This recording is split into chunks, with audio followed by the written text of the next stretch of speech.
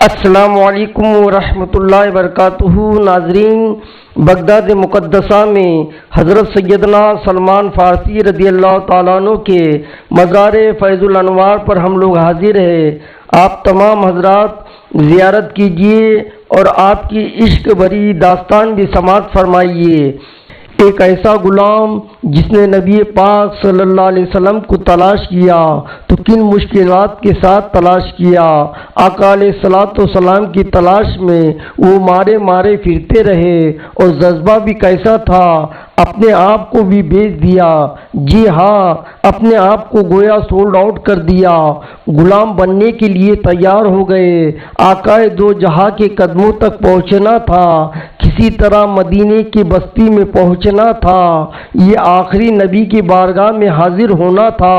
سبحان اللہ، آپ کی وہ عشق بھری داستان آپ کو سنانی ہے۔ ماجرا کچھ یوں تھا، وہ شخصیت خود کہتی ہے کہ اچانک میرے دل میں خیال آیا کہ حالانکہ وہ کسی اور دین پر عمل کرتے تھے، مگر اچانک دل میں خیال آیا کہ سب سے افضل دین کون سا ہے، زمین و آسمان کو بنانے والی کون سی ذات ہے، ایسے تمام چیزوں کا خالق و مالک کون ہے۔ وہ کہتے ہیں میں اس زمانے کے ایک راہب تھے، میں تلاش کر کے ان کے پاس پہنچا اور ان سے کہا کہ یہ تو بتائیے کہ دنیا میں سب سے افضل دین کون سا ہے۔ تو وہ راہب کہتے ہیں تجھے یہ اچانک بات کہاں سے سوجھ گئی ہے؟ تو وہ کہتے ہیں نہیں، میں جاننا چاہتا ہوں کہ زمین و آسمان کا مالک کون، سب سے افضل دین کون سا ہے۔ اس نے کہا کہ پھر ایسا کرو، اگر اس سوال کا جواب چاہیے تو موصول میں، یہ عراق کا ایک علاقہ ہے، وہاں ایک راہب ہے، اس سے بڑا کوئی عالم نہیں ہے، تم اس کے پاس جاؤ، وہ شاید تمہاری رہنمائی کرے۔ سفر کر کے میں ان کے پاس پہنچا، ان کے پاس رہا، ان کے ساتھ عبادت کرنے لگا۔ وہ دن میں روزہ رکھتے تھے، رات میں عبادت کرتے تھے، میں بھی بالکل انہی کی طرح عمل کرنے لگا۔ 3 سال ان کے پاس ٹھہرا رہا۔ اب ان کے وصال کا وقت قریب آ گیا۔ میں نے کہا آپ تو دنیا سے جا رہے ہیں، یہ تو بتائیے کہ اب میں کدھر جاؤں؟ کہتے ہیں مشرق میں تو کسی ایسے شخص کو نہیں جانتا جو اس دین پر کاربند ہو جس پر میں عمل کرتا ہوں۔ ہاں البتہ جزیرہ عرب کے پاس ایک راہب ہے، تم اس کے پاس چلے جاؤ اور ان سے میرا سلام کہنا۔ آپ فرماتے ہیں میں اس عالم کے پاس چلا آیا، اس کے انتقال تک اس کے ساتھ رہا۔ اب جب ان کے وفات کی خبر ہوئی تو اب 3 سال کے بعد میں نے ان سے کہا اب مجھے کس کے پاس جانے دیتے ہیں، آپ کے انتقال کا وقت قریب آ گیا ہے۔ وہ کہتے ہیں کہ پوری دنیا میں کسی کو تو نہیں جانتا، البتہ اموریہ میں ایک بڑی عمر کے عالم ہیں، پتہ نہیں تم ان سے مل بھی سکو گے کہ نہیں۔ بہرحال وہ کہتے ہیں اس راہب کا انتقال ہوا تو میں اموریہ کا سفر کیا۔ حق کی تلاش ہے، دین حق کی تلاش ہے، خالق و مالک کی تلاش ہے، ایک شہر سے دوسرے شہر سفر ہے۔ اب وہ اموریہ پہنچتے ہیں، وہاں بھی کچھ عرصہ رہا، اب ان کے انتقال کا وقت بھی قریب آ گیا۔ کہتے ہیں اب مجھے کس کے پاس بھیجتے ہیں؟ وہ کہتے ہیں میرے علم کے مطابق کوئی ایسا عالم نہیں جو حق پر ہو، البتہ ایک زمانہ قریب آتا جا رہا ہے جب حضرت ابراہیم علیہ السلام کے آل میں سے ایک شخص پیدا ہوگا، کئی 100 سال باقی ہے، تم ان کو نہیں پا سکو گے، لیکن دیکھو تم کسی اور کے پاس نہ جانا، اگر تم وہ زمانہ پالو تم ان کو ضرور ان کا ساتھ دینا، وہ حق پر ہوں گے۔ اور سنو، ان شخصیت کی نشانی یہ ہے کہ ان کے قوم کے لوگ انہیں ساحر کہیں گے، معاذ اللہ، جادوگر کہیں گے، مجنون کہیں گے، اور دیکھو ان کی ایک نشانی اور ہے، ہدیہ دو گے نا تو تناول کر لیں گے، صدقہ دیں گے تو وہ اس میں سے کچھ نہیں کھائیں گے۔ اور سنو، ان کے دونوں کاندھوں کے درمیان، دونوں شانوں کے درمیان مہر نبوت بھی جگمگا رہی ہوں گی۔ میرے آقا کی بھی کیا شان ہے، ابھی دنیا میں ظاہری آئے بھی نہیں ہے، زمانہ پہلے ہی دیوانہ ہے۔ شاعر کہتا ہے نا، ایک میں نہیں ان پر قربان زمانہ ہے، جو رب دو عالم کا محبوب یگانہ ہے۔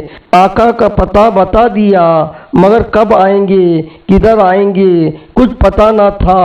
اب وہ شخصیت کہتی ہے، میں انتظار کرتا رہا۔ آخر ایک بستی کی طرف ایک قافلہ جا رہا ہے۔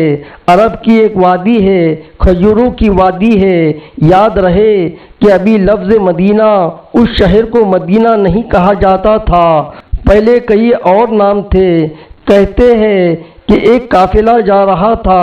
میں نے اس سے پوچھا کہ تم لوگ کون ہو؟ وہ کہنے لگے، ہم اس بستی کی طرف جا رہے ہیں جس بستی کی اشارہ اس راہب نے دیا تھا۔ آسان لفظوں میں سمجھ لو، وہ قافلہ مدینے کو جا رہا تھا۔ کہتے ہیں ہم وہی تجارت کرنے کے لیے جا رہے ہیں۔ ہم وہاں تجارت کرتے تھے، لیکن وہاں آل ابراہیم میں سے ایک شخص پیدا ہوا ہے، اس کی قوم اسے قتل کے در پہ ہے، جس کی وجہ سے وہ ہجرت کر کر ہمارے شہر میں آ گیا ہے۔ ہمیں ڈر ہے کہ کہیں وہ ہمارے تجارت کو روک نہ دے۔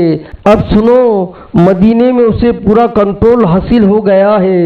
معاذ اللہ، وہ قافلے والے نبی علیہ الصلوۃ والسلام کے خلاف بات کر رہے تھے۔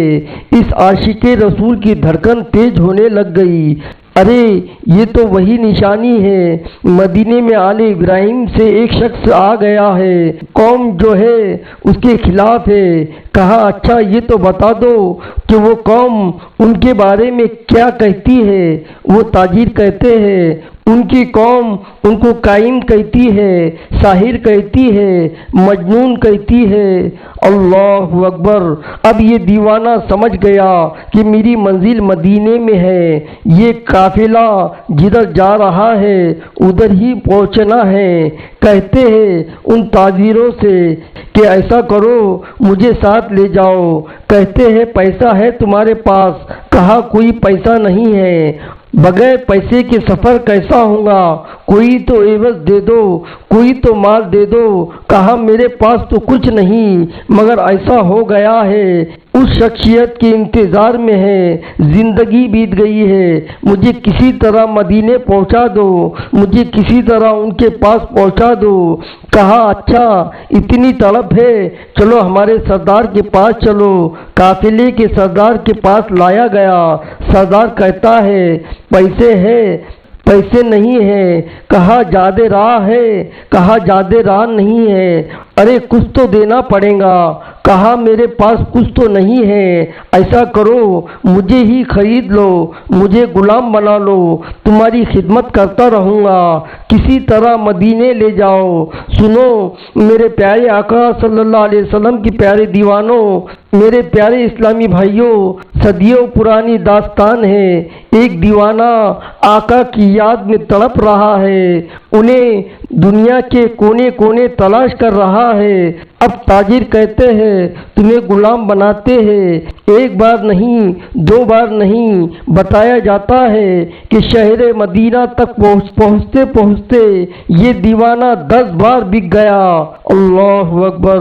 غلام مصطفیٰ بن کر بک جاؤ مدینے میں، غلام مصطفیٰ بن کر بک جاؤ مدینے میں، محمد نام پر سودا سرے بازار ہو جائے، بے دام ہی بک جائے بازار نبی میں، بے دام ہی بک جائے بازار نبی میں، اس شان کے سودے میں خسارے نہیں ہوتے۔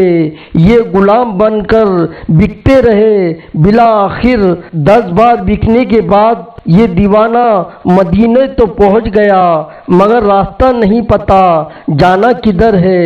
اچھا یہ شخصیت ہے نا، ان کی زبان بھی عربی نہیں تھی، کوئی پورے شہر میں ان کی زبان جانتا ہی نہیں تھا، یہ فارسی بولتے تھے۔ مدینے میں سارے لوگ عربی بولتے تھے، کس سے راستہ پوچھے، کس سے معلومات لے، جانا کدھر ہے، نام پتہ نہیں۔ آپ غلام تھے، اس نے مدینہ پاک میں کھجوروں کے باغ میں لگا دیا کہ اب تمہارا کام کھجوریں توڑنی ہے۔ کہتے ہیں میں کھجوریں توڑتا تھا، میں محنت و مزدوری کرتا تھا، میرے پیٹھ پر اتنا بوجھ اٹھایا کہ میرا سینہ جو ہے، پیٹ جو ہے وہ پیٹ کی طرف چلا گیا، بس مزدور ہی بنا ہوا تھا۔ انتظار تھا نبی آخر الزماں کا، کبھی تو دیدار ہوگا، کبھی تو ان کا جلوہ دیکھوں گا، کبھی تو ان کی غلامی اختیار کروں گا، مگر لوگ قریب سے گزرتے میری زبان ہی کوئی نہیں سمجھتا تھا۔ کہتے ہیں ایک دن ایک بوڑھی خاتون آئی، میں نے اس سے سوال کیا، وہ میری بات سمجھ گئی اور اس نے کہا، اور میں نے ان سے عرض کی کہ ماں جی مجھے یہ تو بتا دو کہ وہ شخصیت کہاں ہے جو نیا دین لے کر آئے ہیں، جو حضرت ابراہیم علیہ السلام کی اولاد میں سے ہے، جو اللہ وحدہ لا شریک کی طرف بلاتے ہیں، مجھے ان کا پتہ بتا دو۔ اب وہ کہتی ہے کہ صبح سویرے نماز فجر کے بعد دن کے ابتدائی حصے میں وہ قریب سے گزریں گے۔ اللہ اکبر! اس دیوانی کی رات کیسی گزری بسری ہوں گی، وہ رات کیسی گزری ہوں گی، ساری رات دل کی دھڑکن تیز چلتی رہی۔ اب نبی پاک صلوات و سلام کا دیدار ہوگا۔ شب ہجر کی سختیاں کوئی ان سے جا کے پوچھے، تیری راہ تکتے تکتے جسے صبح ہو گئی ہے۔ ساری رات جلوے جانا کا تصور ہے، کیسی شخصیت ہوں گی، چہرہ کیسا ہوگا، مسکراہٹ کیسی ہوں گی، اللہ کے حبیب دکھتے کیسے ہوں گے، میں ان کا غلام بنوں گا، کیا مجھے قبول بھی فرمائیں گے یا نہیں۔ وہ رات گزر گئی اور جب صبح ہوتی ہے، پیارے آقا صلوات و سلام وہاں سے گزرتے ہیں، فوراً کھجور کا ایک چھوٹا سا حصہ لے کے آقا کی بارگاہ میں جاتے ہیں، کہتے ہیں حضور آپ کے لیے تحفہ لایا ہوں۔ ارشاد ہوا کیا یہ صدقہ ہے؟ کہتے ہیں جی حضور صدقہ ہے۔ آقا نے صحابہ سے کہا آپ سب کھا لو۔ نبی پاک نے تناول نہیں فرمایا، پہلی نشانی پوری ہو گئی۔ دوبارہ گیا اور ایک کھجوروں کا تھال لے کر کہا حضور یہ لایا ہوں۔ کہا صدقہ ہے؟ کہا نہیں حضور ہدیہ ہے، تحفہ ہے۔ آقا علیہ الصلوۃ والسلام نے خود بھی کھایا، خود بھی تناول فرمائے، اپنے صحابہ میں بھی تقسیم کیا۔ دوسری نشانی بھی پوری ہو گئی۔ اب یہ دل بےتاب ہے، مہر نبوت دیکھنی ہے۔ راہب نے بتایا تھا کہ دونوں شانوں کے درمیان ایک بڑی خوبصورت سی مہر نبوت ہے۔ حدیث کی کتابوں میں لکھا ہے کہ انڈی کی طرح پیٹھ مبارک پر نبی پاک کے دونوں شانوں کے درمیان مہر نبوت تھی۔ اب آقا علیہ الصلوۃ والسلام تو چادر پہنا کرتے تھے، چادر پہنی ہوئی ہے۔ اب وہ شخصیت کبھی میں دائیں جا کر دیکھنے کی کوشش کرتا، چادر تھی میں دیکھ نہیں پاتا۔ نبی پاک نے میری طرف دیکھ کر مسکرائے۔ آقا نے سمجھ لیا کہ میں کیا دیکھنا چاہتا ہوں۔ نبی پاک نے اپنی مبارک چادر اتاری اور کہا جو ڈھونڈ رہے ہو، جو دیکھنا چاہتے ہو آؤ دیکھ لو۔ وہ دیوانہ کہتا ہے میں دوڑتا ہوا گیا، مہر نبوت دیکھی اور نبی پاک کی پیٹھ سے لپٹ گیا، چومنے لگ گیا۔ کہا حضور آپ کی تلاش مارے مارے پھر رہا ہوں، بہت عرصہ ہو گیا حضور، بہت دیر سے آپ کو تلاش کر رہا ہوں۔ آقا آپ کے قدموں میں آ گیا ہوں، اپنے غلامی میں قبول فرما لے۔ اللہ اکبر! نبی پاک صلی اللہ علیہ وسلم نے انہیں اپنے غلامی میں قبول فرمایا، کلمہ پڑھا کر دامن مصطفیٰ میں وابستہ ہو گئے۔ سنو وہ کون تھے جو اتنی تلاش کے بعد، اتنے عرصے کے بعد نبی پاک کے قدموں میں پہنچ گئے؟ وہ کوئی اور نہیں، حضرت سلمان فارسی رضی اللہ تعالیٰ عنہ ہیں۔ صحابہ اکرام میں سب سے بڑی عمر آپ نے پائی۔ ایک روایت کے مطابق 250، یعنی تقریباً 250 سال کی عمر مبارک آپ نے پائی تھی۔ سبحان اللہ! جس عشق کے ساتھ نبی پاک کے دامن کو تھاما، اپنا سب کچھ لٹا دیا۔ اللہ ہمیں بھی نبی پاک کی غلامی میں قربانی دینے اور خرچ کرنے کی توفیق نصیب فرمائے۔ اور بڑی تلاش کے بعد نبی پاک کے پاس پہنچے۔ اب سنو، اب نبی پاک صلی اللہ علیہ وسلم کو پوری داستان سنانی ہے۔ آقا کیسے پہنچا ہوں؟ گر پڑ کے پہنچا ہوں حضور، غلام بن گیا ہوں، بک گیا ہوں آپ تک پہنچتے پہنچتے، مگر میرے آقا تو کریم ہے نا، تم اس کے مددگار ہو، تم اس کے طرفگار، تم اس کے مددگار ہو، تم اس کے طرفگار، جو تم کو نکمے سے نکما نظر آئے، لگاتے ہیں اس کو بھی سینے سے میرے آقا، جو ہوتا نہیں منہ لگانے کے قابل۔ آقا فرماتے ہیں میں خریدوں گا، جاؤ اپنے آقا سے پوچھ کر آؤ کہ کیا ڈیمانڈ کرتا ہے، تمہیں آزاد کرانے کی قیمت کیا ہے۔ اب وہ کیا کہتا ہے؟ 300 درخت کھجوروں کے پھلدار درخت اور 40 اوقیا سونا، یہ ملیں گا تو تمہیں آزاد کروں گا۔ یہ بہت بڑی قیمت ہے، اور یاد رہے کہ کھجور کا درخت فوراً لگاتے ہی پھل نہیں دیتا، بعض اوقات 3 سال، بعض اوقات 5 سال میں پھل دیتا ہے۔ نبی پاک صلی اللہ علیہ وسلم نے فرمایا میں خود اپنے ہاتھوں سے پودے لگاؤں گا۔ نبی پاک بھی جاتے ہیں، صحابہ بھی جاتے ہیں، پودے لگائے جاتے ہیں۔ آقا کریم اپنے ہاتھوں سے پانی ڈالتے ہیں۔ میرے آقا کی شان دیکھو، پانی ڈالتے ہیں اور درخت بڑا ہونا شروع ہو جاتا ہے۔ کچھ ہی دنوں میں وہ درخت پھلدار ہو جاتا ہے۔ پورے مدینے میں شور مچ جاتا ہے، یہ جناب یہ کیسا شان والا غلام ہے جس کے لیے کھجور کے درخت بھی بڑے ہو گئے۔ نبی پاک نے سونا بھی عطا فرمایا، گویا پیارے آقا علیہ الصلوۃ والسلام نے اپنے عاشق کی قیمت خود عطا کی۔ وہ کہتے ہیں نا کہ جب تک بکے نہ تھے کوئی پوچھتا نہ تھا، جب تک بکے نہ تھے تو کوئی پوچھتا نہ تھا، تم نے خرید کر مجھے انمول کر دیا۔ میرے آقا نے یہ باغ اپنے ہاتھوں سے لگایا۔ الحمدللہ 1980-85 تک جو لوگ مدینہ منورہ جاتے رہے نا، اپنی آنکھوں سے وہ باغ دیکھا جسے سلمان فارسی رضی اللہ تعالیٰ عنہ کا باغ کہا جاتا تھا۔ جس طرح کی قربانی کے ساتھ حق کی تلاش کی، رب کریم ہمیں بھی اپنے دین کے خاطر قربانی دینے کی ہمیں توفیق عطا فرما، آمین۔ سبحان اللہ۔ میرے آقا رحمت عالم نور مجسم سرکار دو عالم صلی اللہ علیہ وسلم نے فرمایا کہ سلمان میرے اہل بیت میں سے ہے۔ سبحان اللہ۔ ناظرین، اس قسم کی دینی ویڈیو دیکھنے کے لیے ہمارے اس چینل کو سبسکرائب کریں، لائک کریں اور زیادہ سے زیادہ شیئر کریں، اور کمنٹ باکس میں سبحان اللہ، ماشاء اللہ ضرور لکھیں۔